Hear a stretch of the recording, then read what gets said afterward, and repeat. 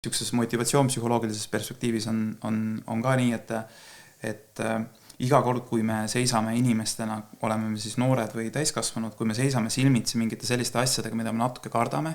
ja kui me ikkagi kas läheme sinna kohta või teeme selle esituse või töötame selle projekti kallal, mis siis, et see on hirmus, siis iga kord, kui me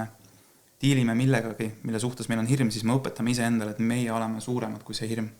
Ja samas ka vastupidi, et kui on miski, mida sa kardad ja siis sellest hirmust tulenevalt sa jätad selle asja tegemata, siis sa tegelikult annad endale alateadliku signaali, et see asi, mida sa kardsid, oligi su hirmu väärt, et seda pidigi kartma. Ehk siis peamine on vist see ratsutamise näide, et kohe selga tagasi ja neid läbikukkumisi tuleb ikka. Mind ennast on kõige enam nagu taastanud järgmised eduelamused, et